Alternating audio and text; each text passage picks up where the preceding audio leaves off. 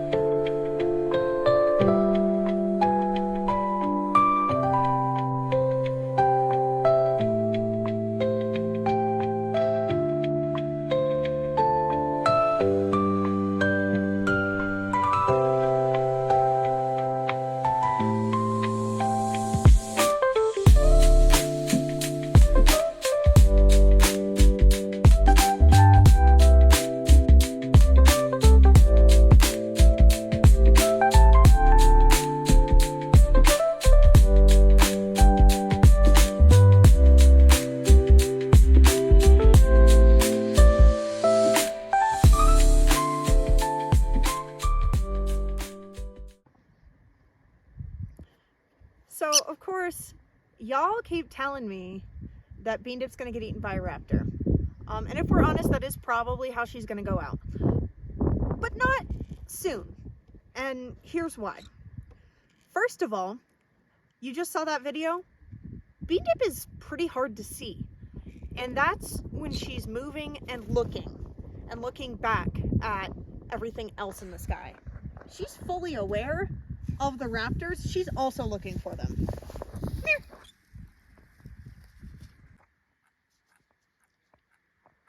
And on the note of BeanDip blending in with the grass, she knows she blends in with the grass. I've told this story before, but I'm going to tell it again. One time, BeanDip was chased by a crow, and she chose to fly down into the grass and stay still. And if you think she's hard to see when she's moving and flapping her wings with that blue and red spread out, she is so hard to see when she tries to be hard to see. She's incredibly hard to see. So she does know how to blend in. And she knows what's out there. In the same video that I talked about the crow, I talked about how BeanDip has been chased by a hawk. And the way that she avoided that was by making very tight turns between branches and around trees to avoid the hawk. So she knows what's out there. She has a couple ideas on how to avoid them. Go sit down. Thank you. They being the raptors, also have a really interesting way of thinking. And that is, raptors are incredibly fight or flighty. And when they're evaluating their prey, they're thinking of whether or not it's worth it to go after that animal. And I know we don't really think of them as thinking, and it's not quite the way that you're thinking. But if they see BeanDip and see me, they've got to know, okay, I'm going to grab it and I'm going to take it to that tree. If we're in a big field like we are in that one video that y'all are commenting on, there's not a tree close enough that they could take her to. And that is actually a huge deterrent for hawks. There's also not a tree that they could hide in close enough. We do tend to look around and check the trees before we pull BeanDip out of the car. I know, surprise, surprise, I don't just throw my bird. What we're looking for when we're looking around for hawks, since you're not really going to see the hawk itself if they're hunting, is you're looking for smaller birds. A lot of the times there's a lot of starlings around or swallows, and just seeing all those little birds is a good sign that there isn't a hawk, or at least there's a lot of eyes on the sky. And if we do see something, we tend to have something like a tent or a backpack to stick BeanDip in, where the raptors are less likely or can't get to her. I said I love to have another pair of human eyes on the skies. Usually I have somebody with me, but sometimes I don't. And that's okay.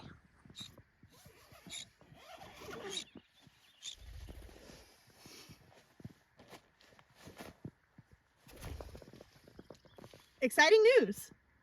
I have a Patreon now! One of the things that the main trainer at the Teton Raptor Center, which I volunteer at, I am aware of the raptors around here for many reasons.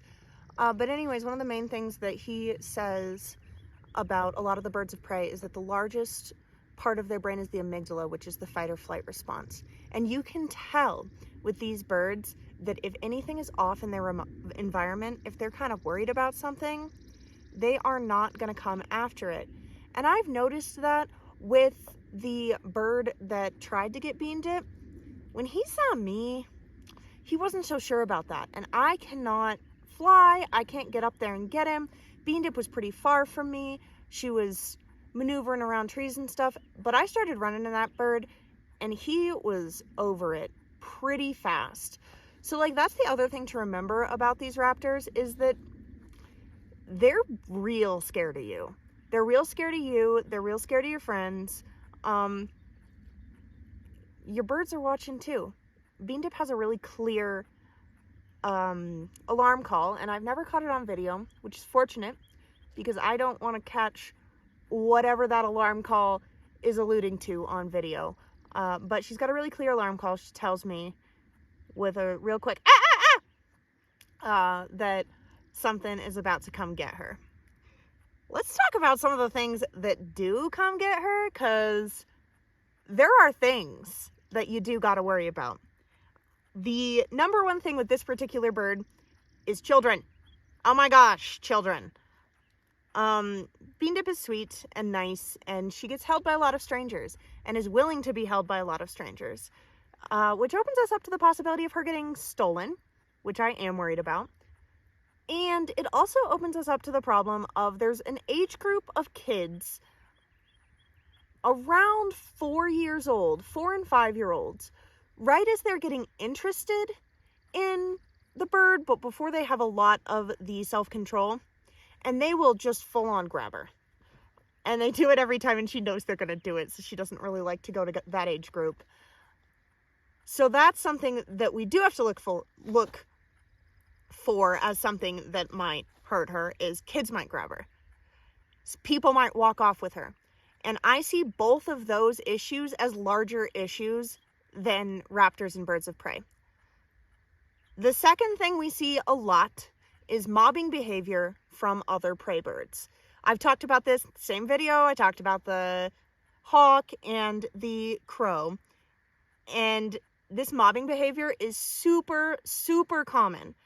BeanDip gets mobbed everywhere, and basically what it is a group of birds will try to chase her off, try to pluck at her, just to tell her that they don't know what she is, they don't want her in the area, they don't want her eating their babies, or whatever else she's got going on. That is a huge issue. That has been, in my life, a way bigger issue than raptors. I have to look out for mobbing birds of prey, especially robins and magpies, and grackles. Huge issue, way bigger than birds of prey. And then the other thing is pet dogs. Here's my pet dog story. So I'm on a hike with BeanDip. We were out in the Teton Pass, and this guy comes out and he's got 2 huskies that he has absolutely no control over.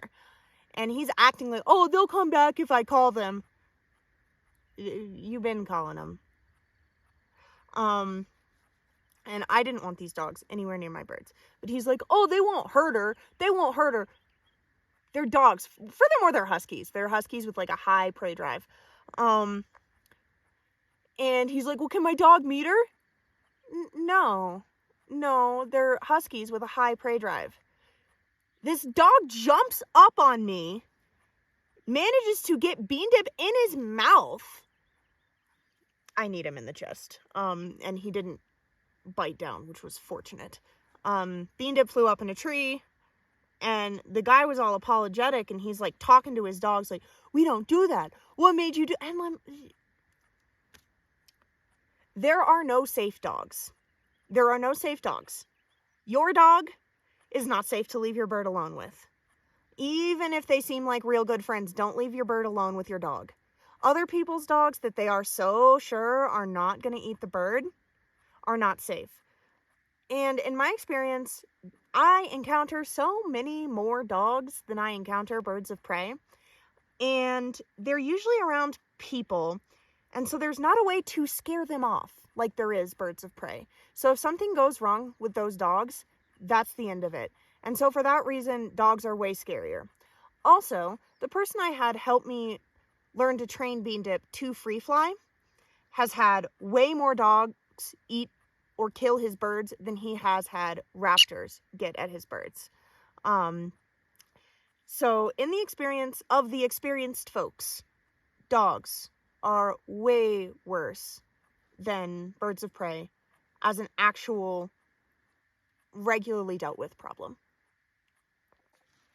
There's shit on everything I own. Then the other real, not problem, but something that we have had to train for a lot more than I've had to train for birds of prey, is wind. Because sometimes this little baby will just blow away, and she's got to figure out how to get back, because I can't run at all anymore, but I can't keep up with her.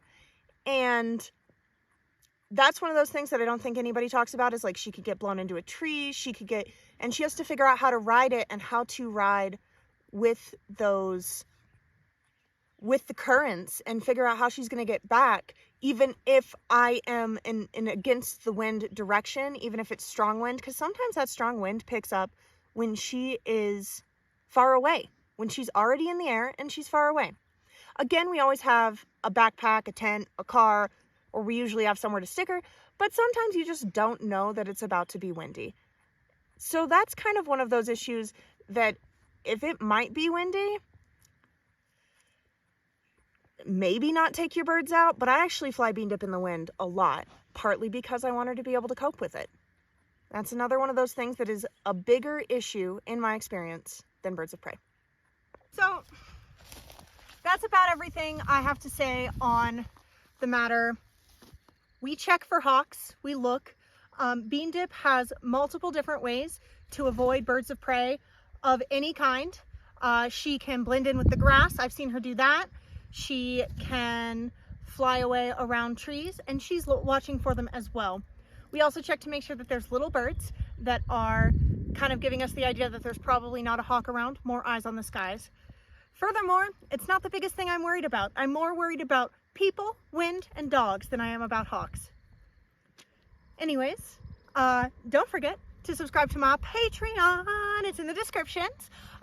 You can also stop by my Redbubble store, get some stickers or some socks. Thank you so much for watching. Have a cookie for dinner if you want, and have a great rest of your day. Bye-bye. Is BeanDip maybe gonna get hawked? Maybe.